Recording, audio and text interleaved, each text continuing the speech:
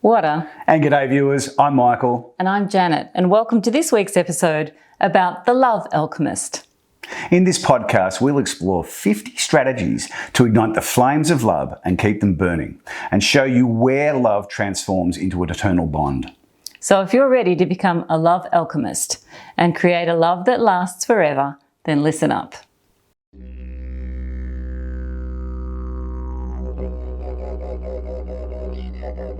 What a. And g'day listeners, I'm Michael. And I'm Janet, and welcome to this week's episode about the Love Alchemist. In this podcast, we'll explore strategies to ignite the flames of love and keep them burning, and show you where love transforms into an eternal bond. And no, we're not just talking about romantic or partnership love. We're talking about all kinds of love. Family love, friends love, community love, neighbourly love, global love, and the greatest love affair of all, the love of yourself. I love love. It's my favourite thing in the world. And literature is laced with love. From the earliest writings to current day fiction, love abounds. Janet's written 2 award-winning children's books on the topic, and she's just completed the 3rd. I love it, and Janet does too, when parents share that these books are their children's favourite and that they read those stories just before bed. It's a really great and priceless honour to have been the channel for the messages of love that came through in these books, and to know that these messages and young artist Claire Richards' beautiful artworks are the last things that these little ones are nodding off to sleep and into dreamland with. It actually warms my heart so much to have this legacy. Indeed it does. And then there's music. Love, as so many songs remind us, love is like oxygen. Love is a many splendid thing. Love is in the air. I can't help falling in love. All you need is love, and the list goes on. In fact, around 70% of all songs are written about love. And as the great queen of rock and roll, Tina Turner, asked, what's love got to do with it? The answer, everything. Why? Because if we are not raised with love, we tend to develop emotional, behavioural and social problems, resulting in a very unhappy life. I love this quote from author C.S. Lewis. Love is not affectionate feeling, but a steady wish for the loved person's ultimate good as far as it can be obtained. Love is care, concern, strength, happiness, joy, peace. And it's also anger, pain, risk, grief, sorrow and fragility. It is multifaceted, and it's an essential part of living a wonderful life. So we're now going to share with you some strategies to ignite the flame of love in yourself so that you can share this love with others and create a kind and loving world. So we're going to start with listening. Listen with your heart and speak to yourself and others with, above everything else, kindness. Quality time. Give yourself the gift of doing something every single day that makes you happy. A walk, a 5-minute meditation, a hot or a cold shower if that's your thing. Read a book, phone a friend, sit in nature, take your shoes and socks off and go and stand on the grass and breathe. You deserve the gift of quality time. It'll make you so much better to be around. Then there's respect, and that's a really important thing to have. So nurture self-respect so that respect for others is a natural flow on.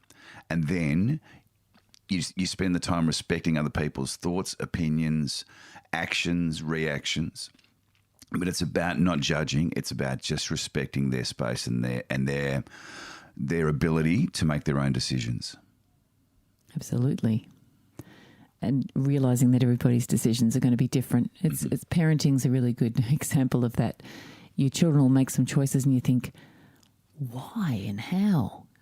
But they're their own people. Khalil Gibran, who I'll mention a bit later, has a beautiful passage in a book called The Prophet. And he speaks about children. He says, your children are not your children. They are life's longing for itself. So respect the fact that they'll make different choices and just support them as best you can. That's pretty powerful advice there. Compromise.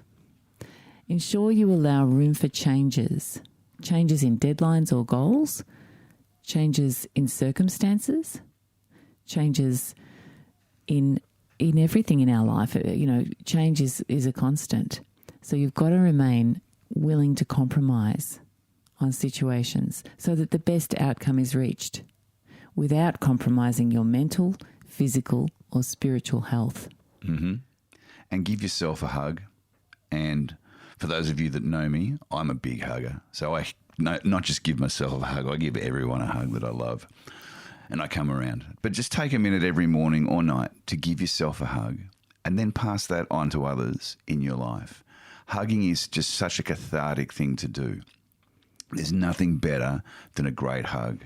When my kids come over and visit or I run into my friends, what's the first thing that we do? We hug. And it's such a warm embrace, and it really shows how much you care, how much you feel about these people. And it's just, it comes back to you in spades. It does. And it's a beautiful energy transference. When you give someone a hug and you hold them, and also seek their permission first. Some people aren't huggers, so don't just run around. Michael, I've been guilty of that. Sometimes frighten people. If it's not in their culture and they're not into hugs, just ask first, would you mind if I gave you a hug? But that energy transference is beautiful. If someone's feeling fragile, your strength is transferred to them through a hug. It's beautiful. Mm. And along the same sort of side as compromise, we need to be able to accept people's differences because we're all individuals. We're all different. We all have our own view of the world. We all have our own paradigms. So don't put yours or your beliefs or anything upon anybody else. Just accept that we're all different and accept your differences and embrace others. Affection and intimacy are really important self-love and extended love tools. So make sure you're safe and respected when it comes to affection and intimacy. Make sure there's a mutual communication channels are there so that you can be as honest as possible. It's really important. Friendship. It's really important that we nurture the ones that feed our soul and release the ones that don't. And you may recall a podcast that we did earlier on, which was on friendship, and it was about reasons, seasons, and lifetime. And there are some people that come in for a reason, and then they stay for a while, and then they're off. They're here for a season, and they're a whirlwind, and they're fun. And then you've got other ones that are here for a lifetime. But it's important just to really nurture those ones that really feed your soul, and you feed their souls. Mm. And if it's not working anymore, it's okay to move on. Yep. Safe to move on. Healthy boundaries. Set them for yourself. Set them for your children. And for anyone who you interact with in your circle, make sure you understand each other's boundaries. And again, that's sort of tied back into respect. Mm-hmm. Get to know what works with people and what doesn't, and what works with yourself and what doesn't, and learn to express that calmly, with clarity. Mm-hmm. And then there's the F word. And it's not the one you'll come to mind when you think about the F word. It's forgiveness. And we've spoken about it many times. So it's really important to forgive not just others, but forgive yourself and forgive totally. And that's with no strings attached, no, what's what I'm looking for? No fine print. Think of it as when they say, yep. You sign something and there's 25,000 pages of fine print. A lot of people say, yes, I forgive you, but basically in their mind, they've got a catalogue of things that, yep. You're forgiven apropos of this or that. You've got to learn to practice forgiveness and really forgive yourself. Because the better you are with forgiving yourself, the better you'll be at forgiving others. And it's important to have patience. And there are some times when we all lose our patience with people. But it's flex your patience muscle every day. Be patient when you fall or others fall or fail. Failures are lessons. So learn to appreciate them and just be patient. Stop, respond, don't react. And that's sometimes easier said than done. Way easier. Because we're human. So when you do flip out and you do react, make amends with yourself and whoever else has been in your firing line. But don't carry your past around. Don't carry your past mistakes around as a yoke of chain around your neck and a ball and chain of pain. You let it go and you learn.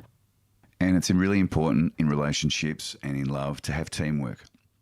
So make sure you step up and lead by example in this respect. Then you could recognise those worthy of staying on your team. And sometimes we need to change the members of our team, as we talked about with friendships. So, we were talking about nurturing the ones that feed our soul. Well, it's the same in teamwork. But it's really important that we talk about ownership, accountability and responsibility, particularly when you're in a relationship, that you're all you're rowing in the same direction. Mm. Yeah. So you're actually taking responsibility, ownership and accountability for where you're going, and it's teamwork, so that if one drops the oar, the other one picks it up. Yes, correct. Now, when that happens, when an oar's dropped and you're rowing for another person or another person in the party of the team, they will eventually have to pick up their oar again. So the key here is if they don't pick up their oar again, it might be time for them to get off the boat. And that's okay. And here's a powerful word: gratitude. Begin by saying thank you for everything in your life, from the moment you open your eyes all day until you get into bed at night. Perpetual gratitude opens the doors for more goodness into your life. And I mean, make thank you a mantra in your own mind. Thank you for my breath. Thank you that I can see. Thank you that I've got another day to live. Thank you that I've got a car to drive to my job, or thank you that I'm well enough to walk to the bus. Just find gratitude in absolutely every moment. It is revolutionary. It sure is. And be empathetic. Have empathy, not sympathy, but empathy. Live it. Practice it. Put yourself in other people's shoes. And take the time and hold space to understand other people's perspectives. Independence. Keep alive a hobby or a passion that is just your own. In all relationships and friendships and everything, it's really important to hold your own with things that you truly value. Let everybody have something that's theirs. It makes everybody's soul is fed by different things, so different strokes, different folks. Do that. Yeah, and it's acknowledging having that your own space and your own time that you need to have to feed yourself. Mm-hmm. And we touched on it before, forgiveness. Well, apologise and accept apologies unreservedly. Just accept them and apologise unreservedly. Learn to say sorry and really mean it. And learn to accept apologies without any strings or ifs or buts attached. Powerful. That's a powerful word, sorry. It is. And say it with meaning. And accept it with meaning. And the more you practice that, the better your life will become as well. Here's a nice one. Celebrate milestones. Make sure you celebrate small steps and big steps along the path for yourself and all of your loved ones. Now, it doesn't have to be a costly celebration. It can be just as simple as writing a card to somebody, congratulations, or giving yourself a pat on the back, actually just patting your back saying, good on me, I did it. But just take time to celebrate the milestones, because every little step is leading you towards where you want to go. So celebrate the accomplishment of having taken this step, as small as it may be. One of my favourite things is surprises. I love surprises. And they make someone's day. And this is about giving without expecting anything in return. It's just doing something that can really surprise someone. And I guarantee you, yours will be made in the giving, not in the receiving. Yeah, your day will be made when you're giving. It's amazing how much you receive when you give. It's just an incredible reciprocity. You give and there's an avalanche of receipt, because that's the law. That's just amazing, an amazing life law. And Michael and I both love sort of random acts of kindness. It's just, it'll warm your heart. Yeah, they are awesome. And then there's adaptability, just remaining flexible. So being open to everything and attached to nothing, which is a mantra that Janet and I have lived with for a long, long time, and it's been a very, very powerful thing for us. Just learn to go with the flow. Your life gets so much easier if you do this. And it just is not being so stuck in your ways. Just go, because things don't always go to plan. No, they don't. No, they don't. So just be prepared for those forks in the road that you go, I was going to go this way, but I need to adapt and remain flexible and move this way instead. Yeah. Absolutely. An important one, conflict resolution, both inner conflict and conflict with others. When you're facing conflict, write it out. Get out of what's in your head, get it onto paper. It's so important. That head to heart to hand, writing what's upsetting you out on paper makes you look at it objectively. You can read the words, you can feel the emotion, but seeing the words on a piece of paper puts some distance between the conflict you're having and how you're feeling, and it helps you work out some strategies. If you're, obviously in the middle of a raging row, that's not going to happen so easily. But basically, if you're feeling conflicted and you know that there's problems in the party, write it out when you can. Get them to write out what they're feeling too. Be as civil as we can, folks. It's such a short life. Yep. Remain civil, please. We talked in the last podcast about mindfulness. So just get out, meditate, walk, breathe, really get into the moment. It's about being in the moment because there is only now. The past is gone. The future hasn't happened yet. So it's really important to be in the moment right now. And that helps you just center, be calm, be in the moment. Because the moment's all there is. Mm-hmm. Just this moment. Just remember that. And it's just gone. It has. It's gone just like that. Travel alone or together? Lots. Yes, we like that. Travel is always an experience. You create magical memories, and travel can teach you more about life and this planet than any on-screen experience. Mm-hmm. So as much as possible, get out there and travel and see this beautiful planet. And keep the romance alive.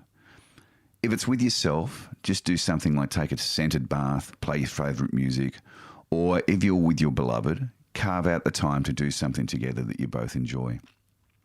And weekly date lunches or dinners have always been a major priority with both Janet and I, and we savour them. We have a weekly Friday lunch that we do, and I just love it. It's our special time. It's a date. It is. It's a date, and it doesn't have to be long because, the restaurant that we go to sort of know we're in there for 45 minutes, so you can just breeze in. But it's that special time where we just sort of, everything's off hold. We put the world on ice and we just can speak and be out together. And I love it. Yep. And get physical.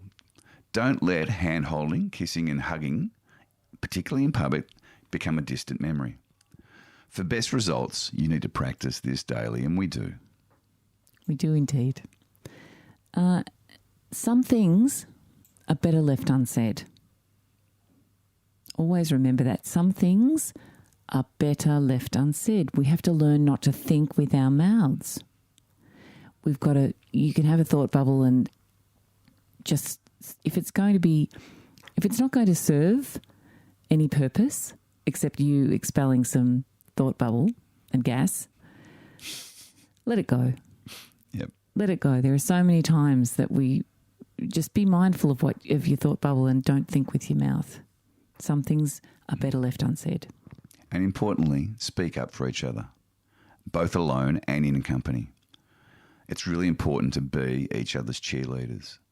And that's something that you can do really easily. You just look at what the other person's doing and just be there to cheer them on, support them, to just really speak up for them, particularly if something is going down where they're being, it might be something in social media where it's coming down and there's maybe some bullying or so forth. Speak up for them, help them. Absolutely. My dad, wise man that he was, he spoke about a lot of things in his very quiet, wise way. But he did have one message that he sort of gave me very clearly. He said, don't ever go to bed or slam the door and leave on the day's anger. Life is precious and precarious, and sure, we blow up in anger at times. Don't let hateful, angry words be your last. Remember that words wound, and that's not how love speaks. So just be really mindful that you don't leave each other, friendship, colleague, lover, whatever. Don't do that, slam the door or drive off with words of vitriol. Don't do it, please. No. And sure, look, we really do. We blow up in anger sometimes. Sometimes I can. Well, we all do. get to, when someone's pushed your button, but it's a really important thing not to end the day and go to bed, as your dad said, on the day's anger. Yeah. It's not good for your sleep, that's for sure. Another one is express vulnerability. It's okay for all of us not to be okay. That's a really important thing. It's okay not to be okay. I'm not okay. And when you're not, let people know. Reach out for professional help if life is feeling overwhelming. It's really important. Yeah, it is. And sometimes it's just about letting go. Sometimes love needs to let go, and that's also okay. And this can be painful and full of angst and grief, but be kind with each other as much as possible. And remember that your children are made up of both of you. So please respect this and don't make them pawns in your parting. Seen it happen too many times, and it's gut-wrenching. Yeah, it is. And finally, with this Love Alchemy, I want you to keep the playfulness alive. Find time to have a laugh. Don't take it all too seriously. No one gets out in the end. We hope that this session has given you some strategies to keep love in your life alive across all your relationships. It really is the ultimate word for living. Until next time, love and blessings. See ya.